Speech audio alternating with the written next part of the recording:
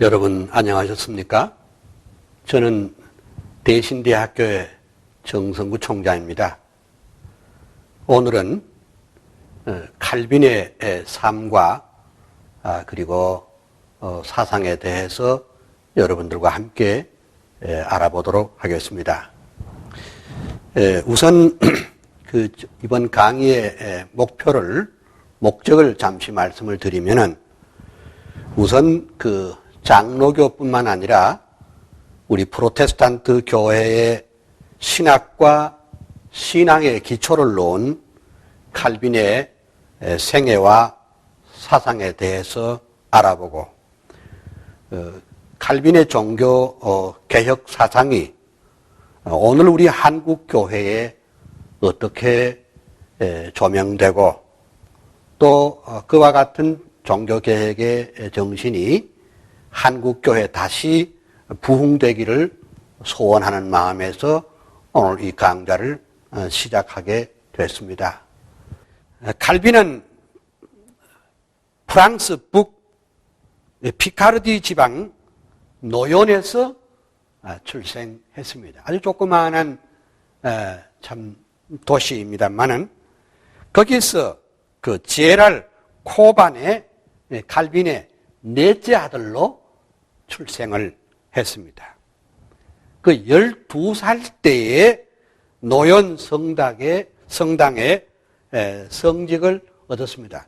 그래서 1523년 파리로 가서 거기서 라 마르쉐 대학과 몽테규 대학에서 인문학을 공부를 했습니다. 그래서 문학 석사를 받고요. 그렇지만은 아버지의 관심은 칼빈이 다른 어떤 학문을 예를 들면 신학이나 문학을 하는 것보다는 법학을 했으면 좋겠다.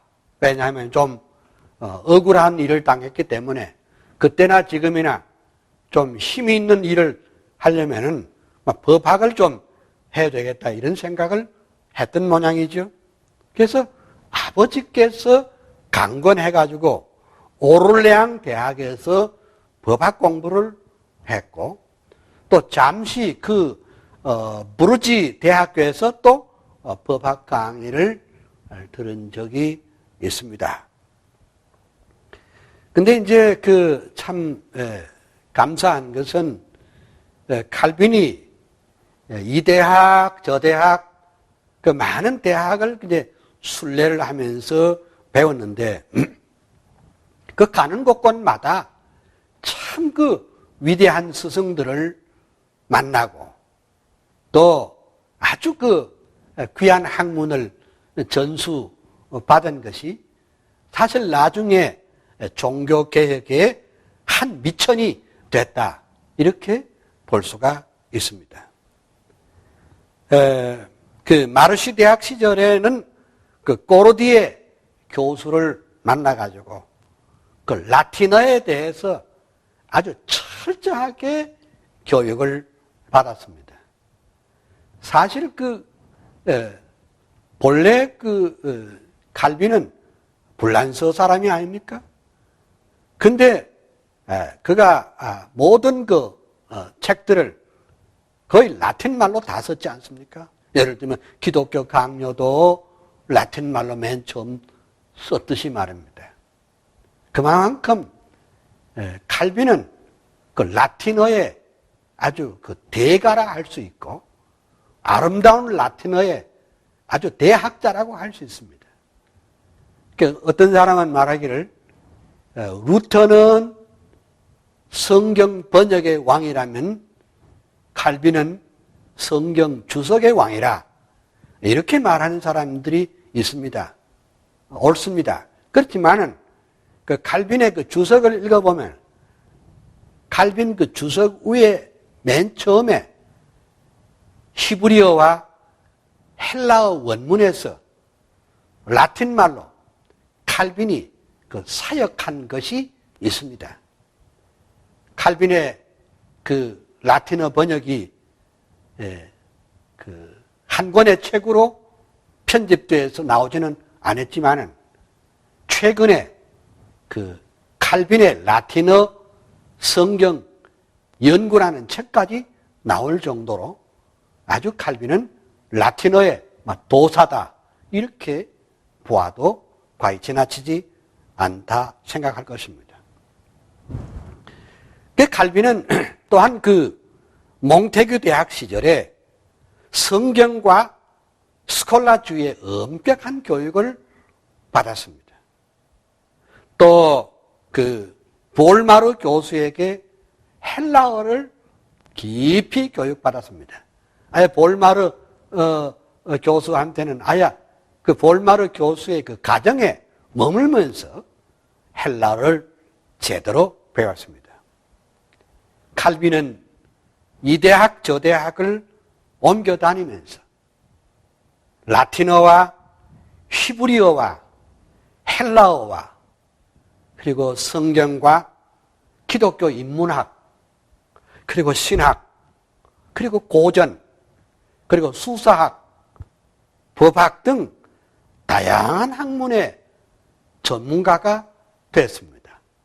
실은 이와 같은 칼빈의 그 다양한 그 기초 학문이 다양한 학문의 그 속실력이 나중에 그 위대한 그 칼빈의 대작들을 남기고 그 위대한 개혁, 종교개혁의 그 체계를 정확하게 세운 사람이 바로 칼빈이 된 이유가 바로 그런 데도 원인이 있다.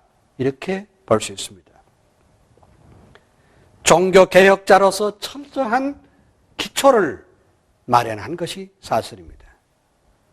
그래서 1532년 약관 23살의 나이로 그 유명한 세네카의 관용론에 대한 주석을 써서 학계를 놀라게 했습니다.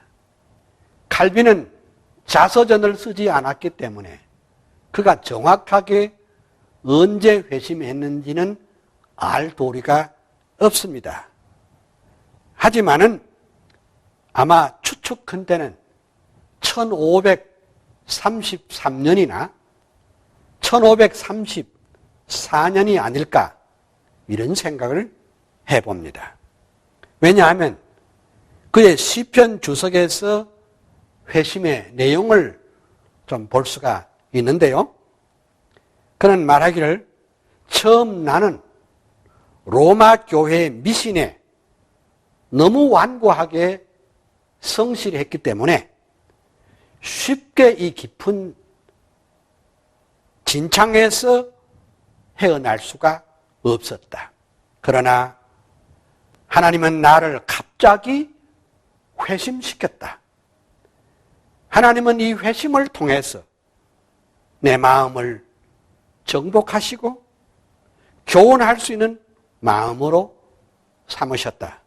이렇게 그는 그의 시편 주석에서 회고한 것을 봐서 그는 이제 의식적이고 형식적인 종교에서 예수 그리스도의 은총의 포로가 되고 주님의 십자가의 포로가 되고 하나님에게 붙들림 받은 사람이 칼빈이 됐던 것을 알 수가 있습니다. 그가 이제 회개한 이후에 회심한 이후에 법률 공부를 완전히 포기하고 법률 공부 대신에 하나님의 말씀을 깊이 있게 연구하고 종교개혁 사상 정리에 몰두하기 시작을 했습니다. 그 좋은 예가 1534년 5월 4일에 칼빈은 노연에서 이른바 성직록을 포기를 했습니다. 이 성직록은 말하자면 요즘식으로 말하면 봉급 아닙니까? 이것을 포기한 것을 보면은 그의 회심이 얼마나 철저했던가 하는 것을 눈여겨볼 수가 있을 것입니다.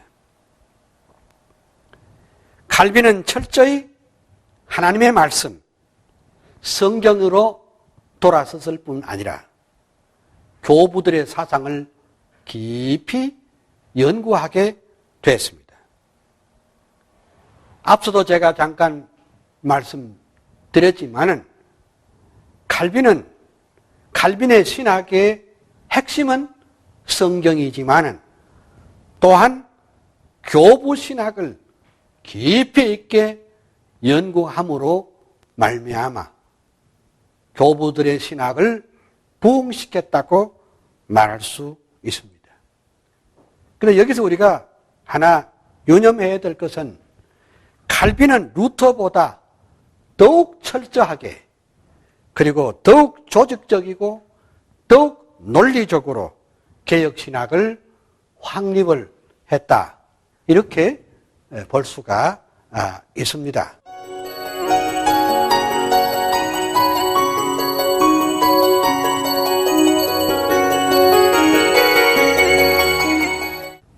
여러분들이 칼빈의 외모에서 보듯이 칼빈은 인간적으로 이렇게 모습을 보면 후덕한 맛은 없습니다. 아주 날카롭게 생겼고 전형적인 블라인서인의 모습이고 코도 뾰족하고 눈도 날카롭고 그런 것이 사실입니다. 근데 사실은 칼빈은 일생 동안 병약한 사람입니다. 그래서 칼빈을 가르쳐서 어떤 사람은 말하기를 걸어다니는 병원이라 이렇게 말했습니다. 평생을 위장병에다가 기관지 천식에다가 신경통에다가 각종 합병증에 시달렸고 그리고 만년에는 위장병이 너무 심해서 하루에 한 끼 정도밖에 식사를 못할 정도로 건강이 악화됐습니다. 인간적으로 칼빈은 참 불행한 이유가 아주 늦게 결혼을 했고 결혼 생활을 얼마 못해서 부인이 세상을 뜨고 그 아들 하나 있는 것마저도 또 일찍이 세상을 뜨고 헐헐 단신으로 그는 외롭게 이 위대한 종교개혁 운동에 그는 그의 삶 전체를 바치고 말았습니다. 1533년 파리 대학의 총장이자 칼빈의 친구인 니콜라스 코오브의 총장 취임 연설에 루터의 이신칭이 곧 믿음으로 말미암아 의롭게 산다는 교리를 지지했다는 이유 때문에 칼빈은 도피 생활을 할 수밖에 없었습니다. 그래서 칼빈은 제네바를 떠나서 바젤로 도피 중에 숨어서 살았습니다. 성경에 고난당한 것이 내게 유익이라고 했듯이 바로 그와 같은 도피 생활 중에 에라스무스를 만나게 됐고 그의 성경 또 연구 방법론을 배웠고 그렇게 피신 중에 도피 중에 1536년 그의 위대한 불멸의 명작이요 개혁신학의 체계인 기독교 강요를 출판하게 됐습니다. 그의 나이 27살 나이에 프로테스탄트 오늘의 우리 개신교회에 골격을 세운 기념비적인 책을 저술했습니다. 그러니까 제네바의 생피에레 교회에서 또 2년간 목회하던 중에 또 텃세에 밀려가지고 스트라스부르크에서 피난을 갔습니다. 조금 전에도 말씀드렸지만은 고난당한 것이 내게 유익이라고 했는데 오히려 이 스트라스버그에서 3년 동안 피난 생활을 하는 동안에 오히려 참 그 위대한 그 로마서를 저술을 하게 되었고 또한 더 풍성한 목회 경험을 쌓게 됐다. 이렇게 볼 수가 있습니다. 칼빈은 일생 동안 끈질기게 도전하는 세력과 그 어려움이 있었지만은 그 기회를 도리어 선용해서 지필에 몰두하게 된 것입니다. 외부적인 고난과 도전 세력이 결코 만만치 않았지만 칼빈의 그 개혁의 의지를 꺾을 수가 없었던 것입니다. 1564년 5월 27일 주님의 부르심까지 건강 악화와 고독과 악선전의 고통 속에서도 굴하지 않고 개혁주의 신학과 신앙의 틀을 놓는데 그의 전 생애를 바쳤다고 할 수 있습니다.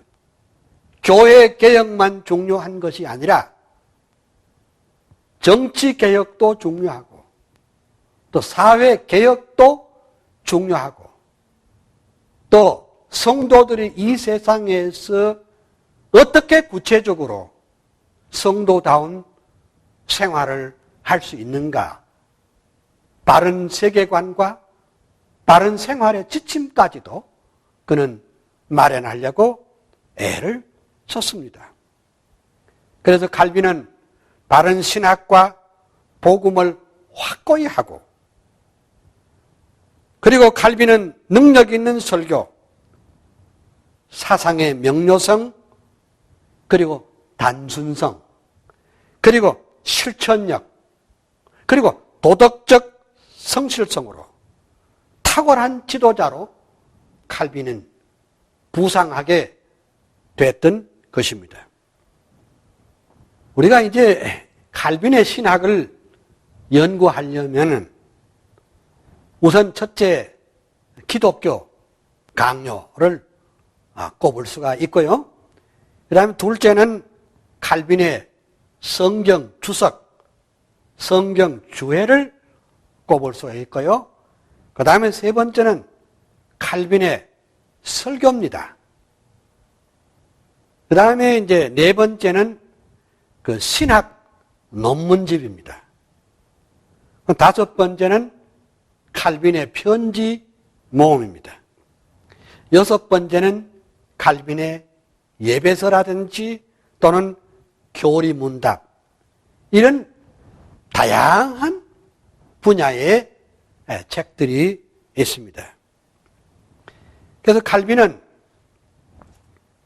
하나님께 대한 분명하고 확실한 신앙과 소명, 그리고 성경에 대한 해박한 지식, 그리고 라틴어와 히브리어와 헬라어에 정통했습니다. 거기다가 말씀의 사람, 기도의 사람, 경건의 사람이었습니다. 어디 그뿐입니까? 법학도로서 논리적인 사고를 할 줄 알고 수사학적인 말과 글솜씨 등이 그를 위대한 종교개혁자요, 또 교의학자요, 그리고 목회자요, 대설교자로 또는 대저술가로 그를 우뚝 솟게 했음을 볼 수가 있습니다. 그러면 칼빈이 쓴 작품 가운데 우리가 대표적인 작품은 아무래도 기독교 강요, 그 인스튜트, 기독교 강요라고 할 수가 있습니다. 칼빈의 신학의 핵심은 물론 그의 주석이나 성경 주석이나 또 그의 설교나 편지, 신학 논문 등에서 많이 찾아볼 수 있지만은 그래도 칼빈 신학의 핵심을 말하려고 한다면은 칼빈의 기독교 강요에서 찾을 수가 있습니다. 초판은 소위 옥타브판으로서 516페이지 되는 그런 책을 출판을 했습니다.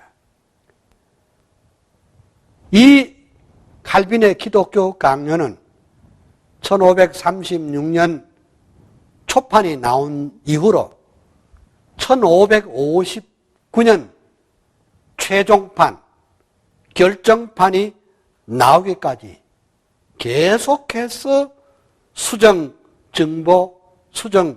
증보를 했지만은 그 칼빈 사상의 기본적인 틀은 하나도 바뀌지 않았다. 이렇게 볼 수가 있습니다.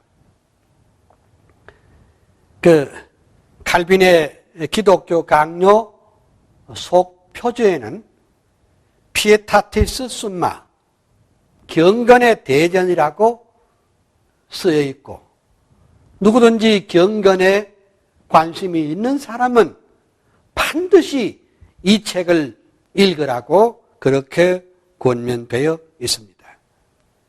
옳습니다. 기독교 강요 칼빈이 쓴 이 27살에 쓴 대작 기독교 강요는 종교개혁 이후에 나온 가장 위대한 기독교 교리 해설서입니다.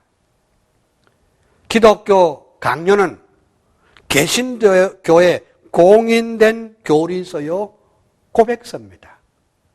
오늘날 우리 모든 개신교의 신학과 신앙 사상은 사실은 다 칼빈의 이 기독교 강요에서 출발했고 조금씩 변화되거나 수정된 것에 불과하다는 것을 우리는 알 수가 있습니다. 칼빈은 이 기독교 강요 한 권으로 말미암아 국제적 인물이 되었고 국제적인 지도자가 되었던 것입니다. 그래서 이 기독교 강요는 처음에 라틴말로 인쇄되어 출판됐지만은 그 후에 불어로, 영어로, 화란어로, 독일어로 번역되고 유럽 각국에 엄청난 영향을 끼치게 됐다. 이렇게 볼 수 있습니다. 하나 특이한 것은 이 기독교 강요는 기독교 강요가 출판된 이후 100년 동안 옥스포드와 캠브리지 대학의 표준 교과서가 됐을 정도입니다. 1536년 초판은 6장으로 되어 있는데 1장에서 4장까지는 주로 십계명 해설, 그리고 사도신경 해설, 그리고 주기도문 해설, 그리고 성례전 순서로 이렇게 이루어졌고 5장은 로마 가톨릭의 소위 로마 가톨릭은 소위 7성례가 있는데 그 7성례 중에 5성례는 비판하고 오직 2성례, 즉 세례식과 그리고 성찬식만을 주장하는 그런 해설을 했고 마지막 6장에는 그리스도인의 자유, 그리고 교회와 국가의 관계를 잘 논술한 것이 초판본의 말하자면 내용이라고 볼 수 있습니다.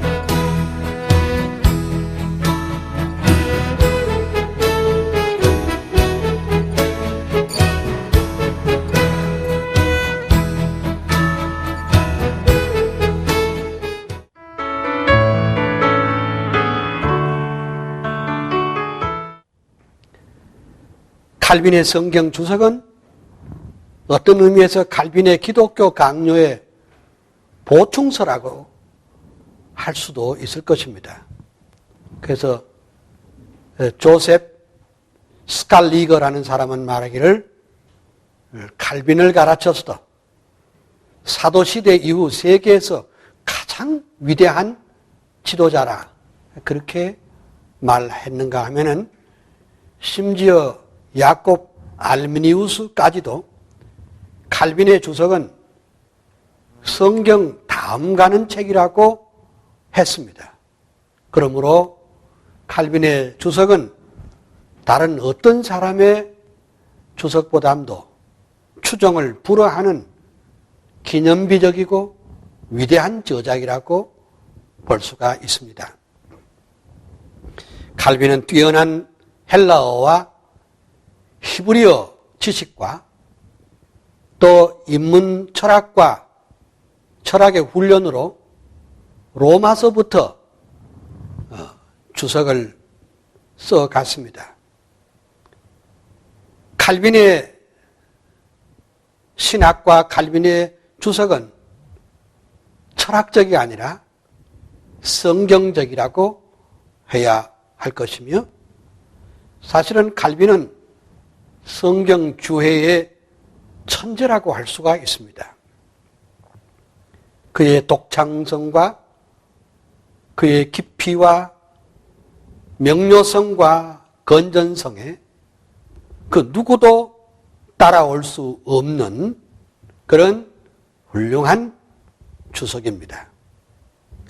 칼빈은 문법적인 지식은 말할 것도 없고 그 영적인 통찰력 그리고 건전한 판단 실제적 적용에 아주 그 재치 있게 결합된 주석이라 이렇게 볼 수 있습니다.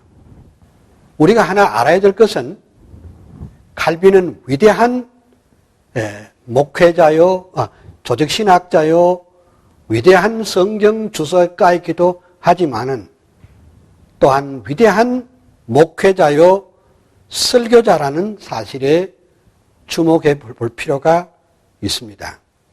칼빈은 쯔윙글리의 방식에 따라서 그 설교를 하지만은 여기저기 설교한 것이 아니라 연속적으로 계속해서 설교를 해나가고 성경을 순서대로 설교해 나가는 독특한 강해 설교자다. 이렇게 볼 수 있습니다. 다시 말하자면 그 설교의 방향에 따라서 정치, 경제, 사회, 문화, 예술, 사람들의 세계관, 의식 구조까지 바꿔내는 그런 참 그 설교가 참 대단한 시대였습니다. 그래서 우리는 칼빈을 이해할 때에 설교자로서의 칼빈이 바로 평가돼야 종교개혁자로서의 그의 전체 면모를 알 수가 있다. 이렇게 말씀드릴 수가 있습니다. 예를 들면 존 낙스 같은 사람들은 설교가 거의 남아있지 않고 딱 2개가 남아있는 반면에 칼빈의 설교가 지금 남아있는 것은 얼마나 남아있느냐? 약 2050개가 50편이 남아있습니다. 그 이유는 뭐인가 하니까 칼빈이 설교할 때 불란서에서 같이 그 피난 왔던 그 데니스 라군이라는 속기사가 있었습니다. 그 속기사가 오늘날 말하자면 녹음을 하듯이 오늘날 막 비디오를 촬영하는 그런 개념으로 그 속기를 남겼기 때문에 칼빈의 설교가 약 2050개가 남아있는데 사실은 이 칼빈의 그 설교 그 현장에서 설교뿐만 아니라 이 설교가 출판되어서 전 유럽에 퍼졌기 때문에 칼빈의 신학과 신앙과 삶이 그리고 칼빈주의 사상이 전 세계에 정착되고 우리 프로테스탄트 교회가 오늘에 있게 된 원동력이 됐다. 이렇게 볼 수가 있습니다.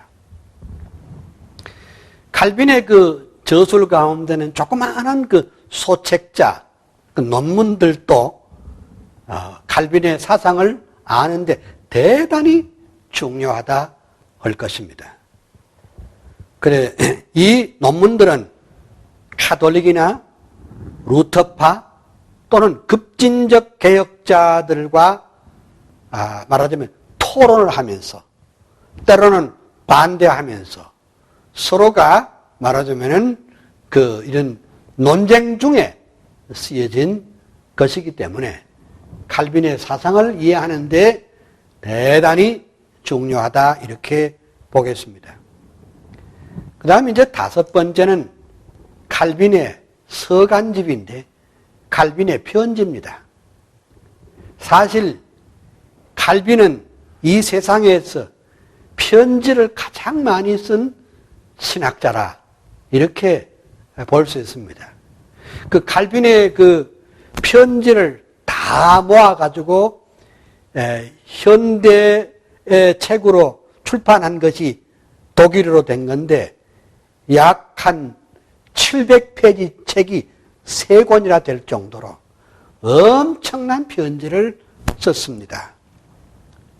칼빈의 편지에는 교회 개혁은 말할 것도 없고 당시에 정치적이고 사회적인 조류에 아주 특별히 영향을 끼쳤습니다.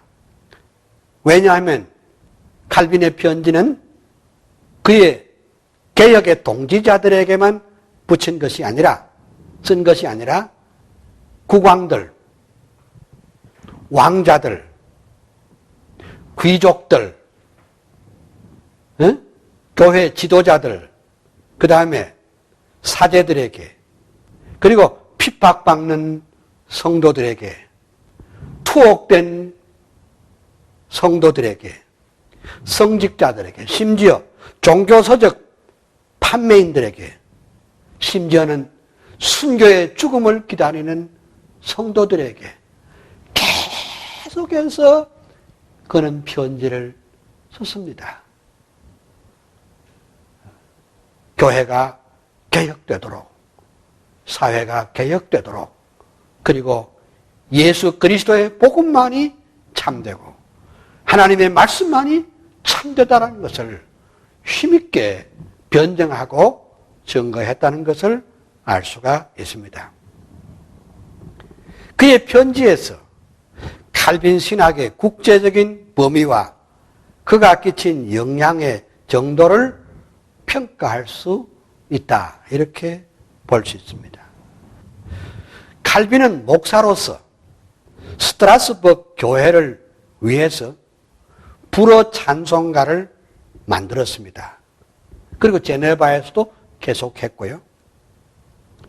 또 신앙의 학교에서 가르치는 일이 사람들의 도덕적, 종교적 생활 개선의 지름길이라고 생각을 하고, 그래서 그는 신앙 고백서와 요리 문답서를 만들었습니다. 특별히 1537년 칼빈의 그 요리 문답서는요, 칼빈이 직접 만든 요리 문답서는 말하자면 기독교 강요를 요점적으로 정리했다, 이렇게 볼 수가 있을 것입니다. 칼빈은 복음주의 신학을 아주 명료하고 아주 조직적으로 체계화한 신학자라 할 수 있습니다. 왜 그런 말이 있지 않습니까? 우리말에 구슬이 서말이라도 꾀야 보배란 말이 있지 않습니까? 칼빈이 바로 그겁니다. 그 당시에 모든 종교개혁의 그 사상들을 아주 체계적으로 구슬을 꿰놓은 사람이 칼빈이라고 할 수 있고, 앞서 제가 2번, 3번 말씀을 했습니다마는 칼빈의 신학은 교부신학의 지혜건이다, 이렇게 말할 수 있고, 기독교 진리의 최대의 해설자로 그는 거의 천재적이다, 이렇게 말씀드릴 수가 있습니다. 칼빈 사상의 최고의 강조는 바로 하나님 사상이다. 또는 달리 말하면 하나님 중심 사상이다. 또 다른 말로 하면 하나님의 영광을 중심한 사상이다. 영광에서 영광으로, 이런 사상입니다. 그래서 하나님의 주권은 영원에서 영원까지 모든 사람, 모든 사건에 미친다는 것입니다. 하나님의 주권은 삶의 모든 영역에 미치지 아니한 것이 없다는 것이 칼빈 신학의 핵이라고 할 수가 있습니다. 그리고 하나님을 어떻게 아느냐? 인간은 하나님께서 인간을 창조하실 때부터 본질적으로 본래부터 종교적인 피조물로 우리를 지으셨다는 것입니다. 하나님께서는 우리 사람의 깊은 곳에 하나님 의식을 심어 주었습니다. 칼빈은 이 의식을 뭐라 그랬냐 하면 종교의 씨앗이라 그랬습니다. 라틴 말로는 세멘 렐리기오니스라, 종교의 씨앗을 우리에게 심어 주었다는 겁니다. 또 다른 말로 하면 하나님께서는 우리 인간에게 하나님의 형상, 창세기에 나와 있는 대로 하나님의 형상을 우리에게 심어 주었다는 겁니다. 그러므로 칼빈의 사상의 핵심이자 주된 근거는 하나님 사상이라, 이렇게 다시 힘주어 말씀드릴 수가 있을 것입니다.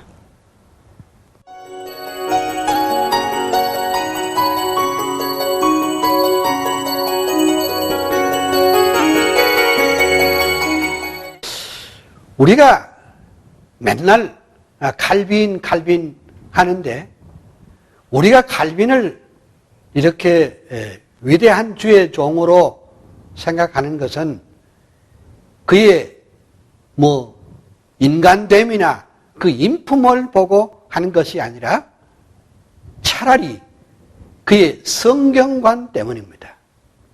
차라리 그의 성경에 대한 말하자면 충실성 때문에 우리는 칼빈을 위대한 종교개혁자로 이해를 하는 것입니다. 성경을 성령의 학교라 그렇게 말했고, 또 성경 저자들은 성령의 기구요 필기자라 이렇게 말했습니다.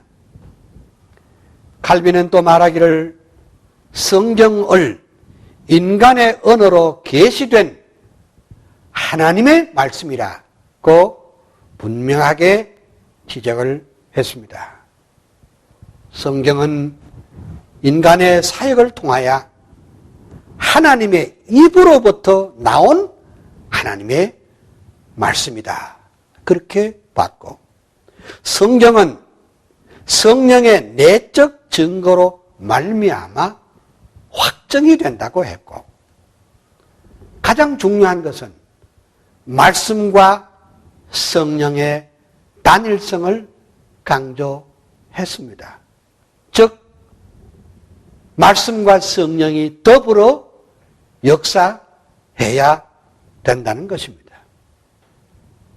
칼빈은 마틴 루터와 같이 성경이 바로 교회의 기초라는 것을 확신 있게 증명한 사람이 바로 칼빈이 옳습니다. 칼빈의 기독교 강요 전체가 사실은 뭡니까? 성경을 조직적으로 정리해 놓은 것이 칼빈의 기독교 강요라 이렇게 분명하게 말할 수가 있을 것입니다. 그래서 성경은 하나님께 대한 그 혼란한 지식을 바로잡아 줍니다. 뭐 지금도 이런 말 저런 말 하는 사람이 있지만은 마지막에 우리가 뭐라고 말합니까? 성경에 뭐라고 말했는지 우리가 알아보자 이렇게 말하지 않습니까? 그러므로 칼빈은 이 성경이 모든 혼란한 하나님께 대한 지식을 바로잡는 그런 표준이 된다고 말을 했습니다. 성경은 인간을 구원으로 인도하는 하나님 자신의 특별 계시라고 했습니다.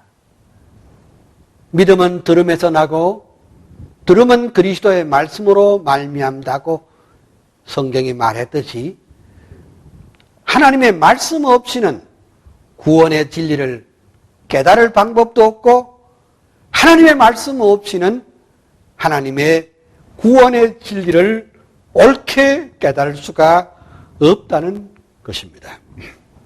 성경을 하나님의 말씀이라고 하는 이유는 성경이 성령께서 하신 말씀이며 앞으로도 성령은 계속 그 동일한 말씀을 하실 것이기 때문입니다. 칼빈은 성경의 충족성을 적극적인 형식으로 반복하는데 우리는 성경 밖에서 신앙과 도덕의 안내서를 찾아서는 안 된다고 했고, 왜냐하면 성경은 우리가 요구하는 모든 것을 다 소유하고 있기 때문이라고 했습니다. 칼빈은요, 성경을 해석하거나 설교를 할 때 자신이 영원히 살아있는 이 하나님의 말씀에 지배받고 있다고 늘 생각을 하면서 말씀을 선포했습니다. 성경은 구원으로 인도하는 하나님 자신의 특별 계시입니다.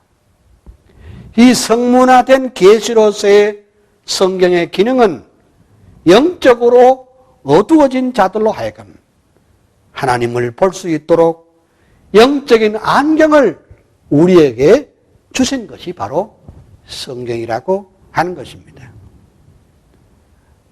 성령의 인도함을 받는 사람이 성경을 바른 신앙으로 참된 경건의 본질적 확실성을 갖고 받아들이는 겁니다.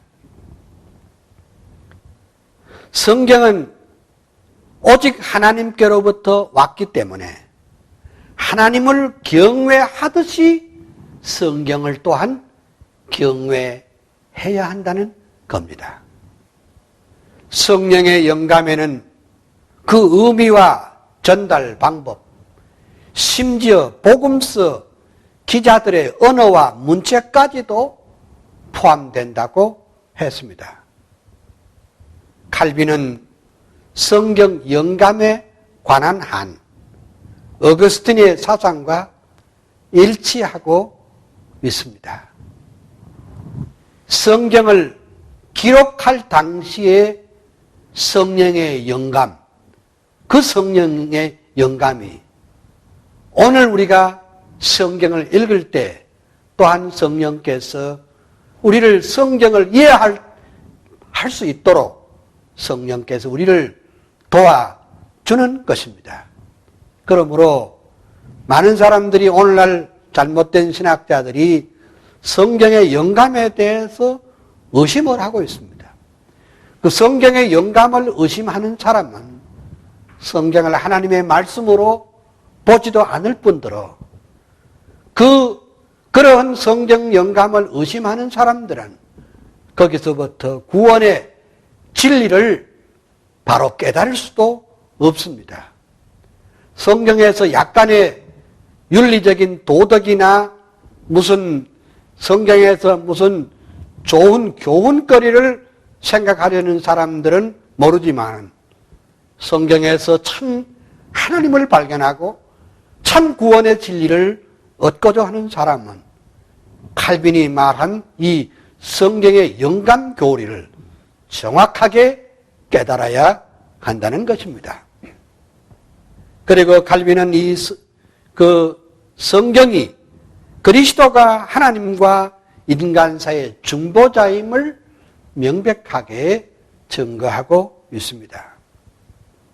그러므로 성경에서 유익을 얻기 위해서 성경의 권위를 받아야 하지, 진리의 지식에 관한 한 우리는 말씀 없이 아무런 도움이 없는 것처럼 성령 없이도 아무런 도움이 없습니다. 말씀과 성령이 결합될 때만이 죄로 어두워진 인간의 마음에 효과가 있습니다.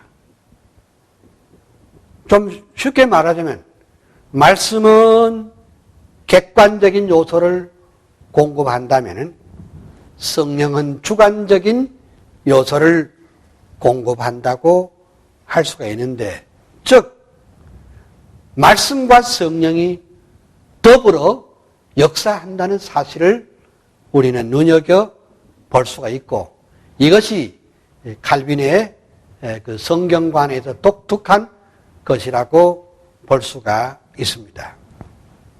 칼빈의 창조주 하나님에 관한 지식입니다. 그 칼빈의 기독교 강요 첫 장은 하나님을 우리 알지 못하고는 인간은 자기 자신을 알 수 없다고 했습니다. 창조주 하나님에 관한 지식의 두 근원 중에 하나는 창조 자체요, 다른 하나는 성경이라고 말했습니다. 그래서 기독교 강요 1편 2장에서 5장은 하나님의 창조에서 배울 수 있는 하나님 지식이 나오고, 기독교 강요 1편 6장에서 9장까지는 특별 계시에 배울 수 있는 하나님에 대한 지식입니다. 칼빈의 그 신앙의 지식은 이해가 아니라 확신이라고 했습니다.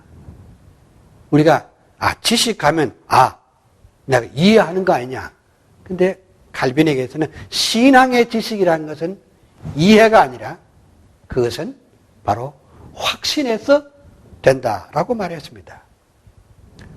타락한 인간은 자연 계시에서 좀 불완전한 형식이지만은 하나님께 대한 지식을 약간 소유하고 있는 것은 사실입니다.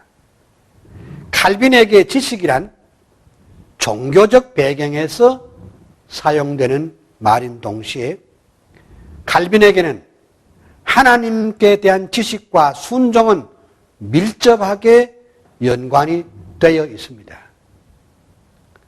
그러면 하나님께 순종하기 위해서 하나님을 알려고 해야지 하나님이 알아지지, 믿음 없이 순종 없이 하나님을 알려고 할 때는 그것은 안 된다는 겁니다. 성령의 인도함을 받는 사람이 성경을 바른 신앙으로 참된 경건의 본질적 확실성을 갖고 받아들이는 겁니다. 말씀과 성령이 결합할 때만이 죄로 어두워진 인간의 마음에 계시의 효과가 나타날 수 있고 창조주 하나님께 대한 바른 지식도 알게 되고 구속주 하나님께 대한 지식도 바로 알게 되고 성령 하나님도 바로 알게 되고 인간이 얼마나 허물과 죄로 더럽혀졌고 부패하고 할 수 없는 죄인인 것을 깨닫게 하는 것입니다. 다음으로 그 칼빈의 그 칭의관에 대해서 좀 생각을 해보도록 하겠습니다.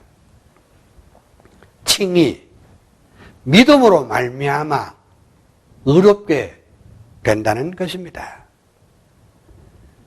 믿음으로 말미암아 의롭게 된다는 것이 이것은 종교개혁자들의 정신이라기보다도 성경의 사상 아니겠습니까? 또 이 믿음으로 말미암아 의롭게 된다는 것은 종교개혁의 중심 교리인 것이 틀림이 없습니다.